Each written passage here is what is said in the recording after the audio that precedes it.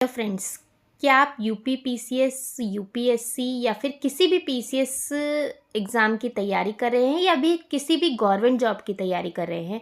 तो आपने ये बात 100% सुनी होगी कि बिना लक्ष्मीकांत पढ़े पॉलिटी पर पकड़ बनाना नामुमकिन है।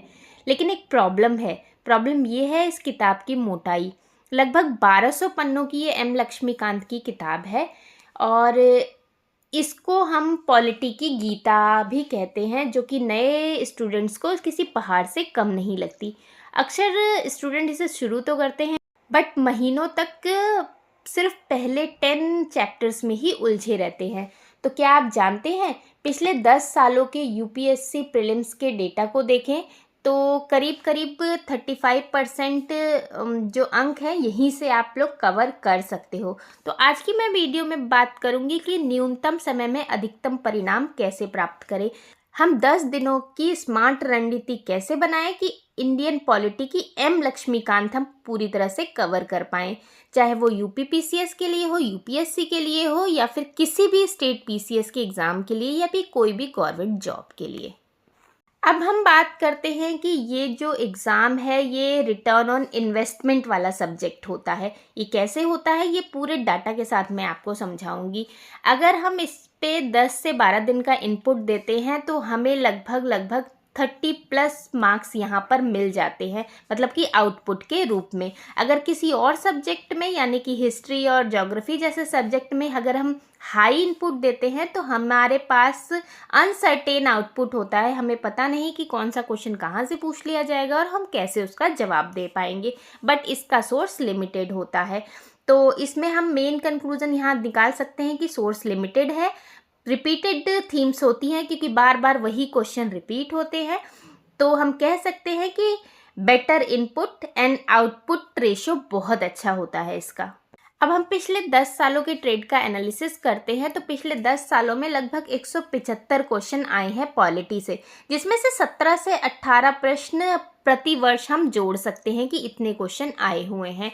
अब क्वेश्चन दो तरह के आए हैं, एक आए हैं स्टैटिक्स और इजी, मतलब कि बहुत ही इजी क्वेश्चन फैक्ट बेस पे पूछे जाते हैं, और दूसरे हैं कॉन्सेप्चुअल क्वेश्चन या फिर दार्शनिक प्रश्न होते हैं जो थोड़े से सोचने के बाद हम कर पाते हैं।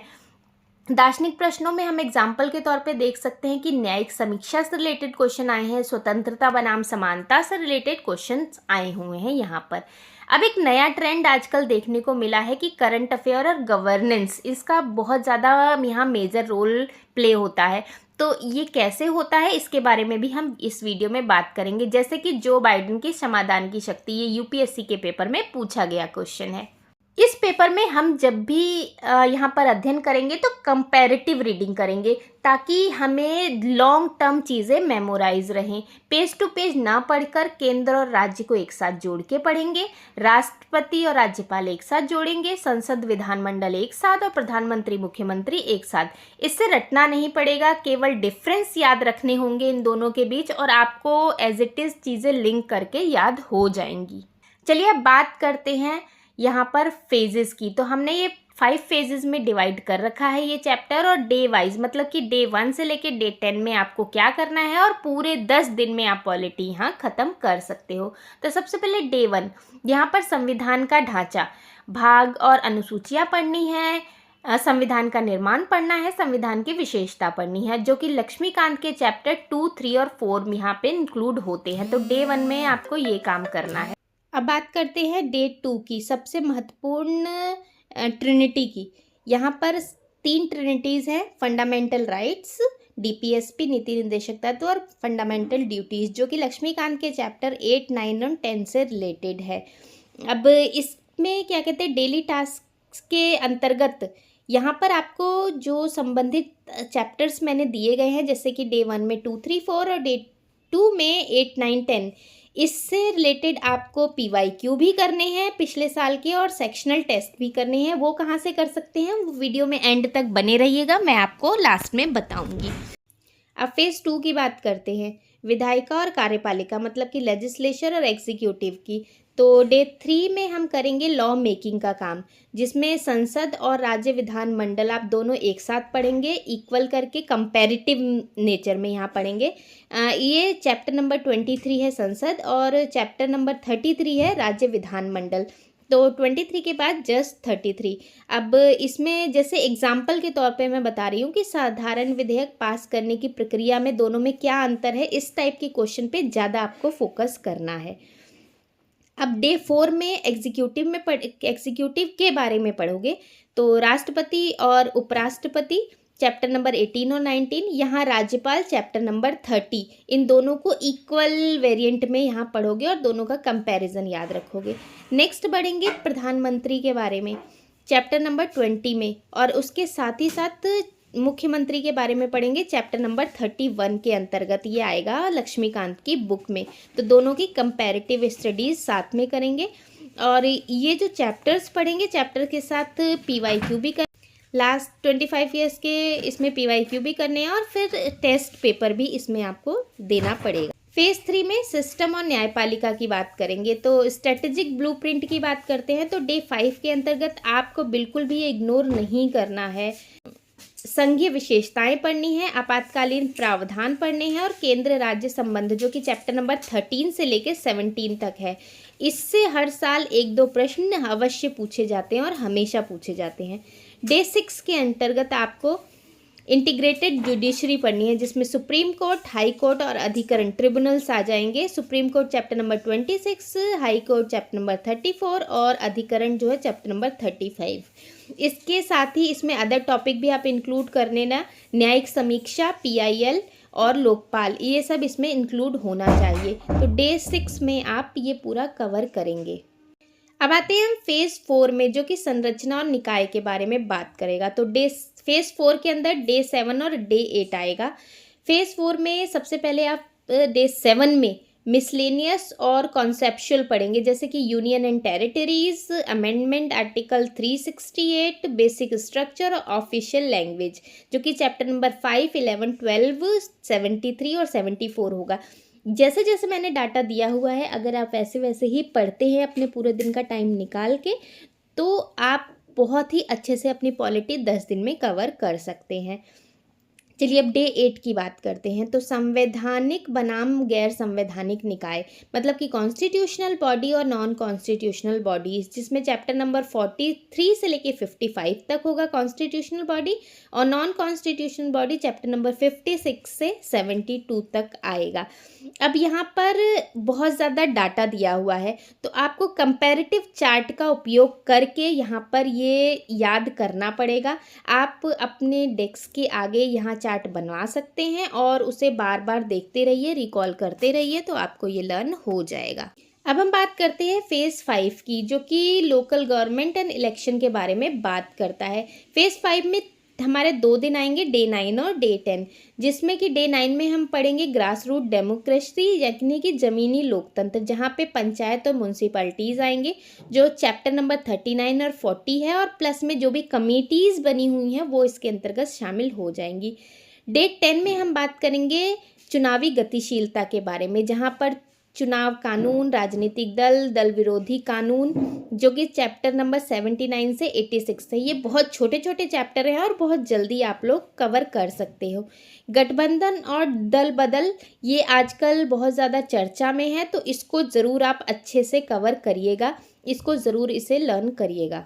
चलिए बात करते हैं कि how to make smart notes, don't summarise the whole book. अपनी जो छोटे छोटे नोट्स हैं जो आपको याद नहीं हो रहे हैं, सिर्फ उसी के नोट्स बनाइएगा। पूरी बुक एज लक्ष्मीकांत छाप नहीं देनी है।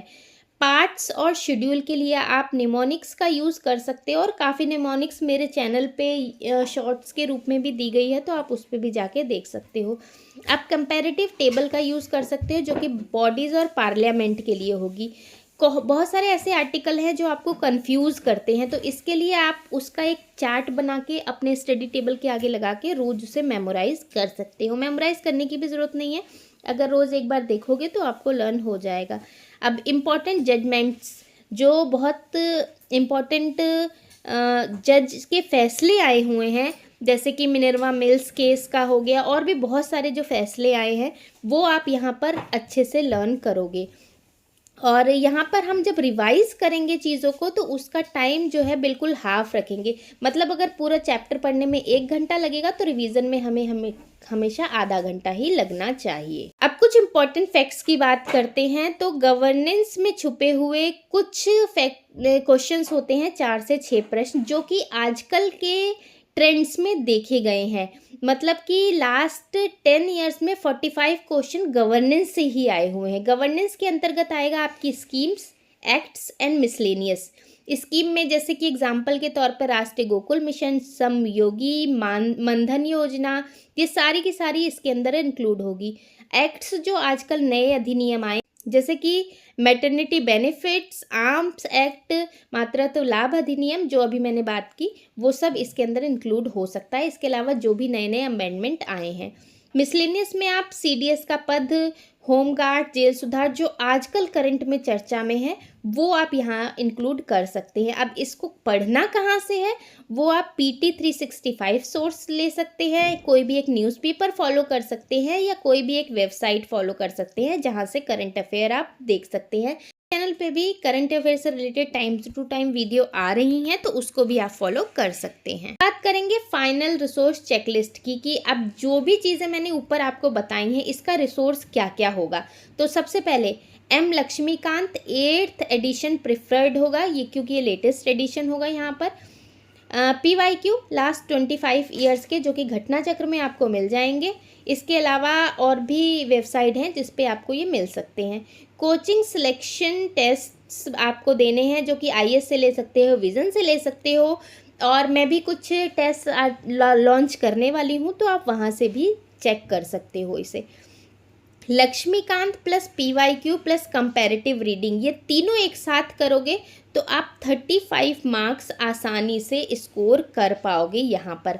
तो ये पूरी स्ट्रेटजी होगी। लक्ष्मीकांत करना है, PYQ करने हैं, और कंपैरेटिव रीडिंग साथ के साथ करनी है, रिवीजन साथ के साथ करना है, जो टॉपिक हार्ड हैं उसके नोट्स आपको बनाने हैं साथ के साथ। अगर इन सब चीज़ों में किसी भी टॉपिक में किसी भी पार्ट में कोई प्रॉब्लम आ रही है तो मुझे कमेंट करके ज़रूर बताएं।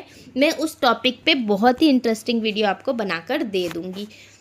Last but not the least, जो मैंने बताया है उसको अच्छे से फॉलो करें। Follow the sequence, trust the logic, जो भी मैंने लॉजिक्स दिए हैं उस पर भरोसा करें, क्योंकि अगर हमें कुछ समझ में खुद नहीं आता है तो अगर कोई कुछ बता रहा है तो उसको फॉलो करना ज़रूरी होता है। और रिवाइज क्वेश्चंस, जितने भी क्वेश्चंस हैं उसके थ्रू रिवीजन करेंगे तो आपको जल्दी याद होगा। तो इससे आप अपने 35+ की जर्नी को सफल बना पाएंगे। जो चैप्टर्स इम्पॉर्टेंट नहीं है, क्योंकि लक्ष्मीकांत में ऐसे काफ़ी सारे चैप्टर हैं जो इम्पॉर्टेंट नहीं है, तो उनको छोड़ दें, क्योंकि smart strategy is a best strategy. अगर आप चाहते हैं कि कौन से चैप्टर छोड़ने हैं उस पर भी एक सेपरेट वीडियो बनाई जाए हर एक सब्जेक्ट से रिलेटेड, तो आप मुझे कमेंट कर सकते हैं। तो होप आपको आज की वीडियो पसंद आई होगी और आप इस स्ट्रेटेजी को फॉलो करेंगे। अगर फॉलो करेंगे तो मुझे कमेंट में ज़रूर लिखें कि yes I will follow this. Thank you, thanks for watching success मंच।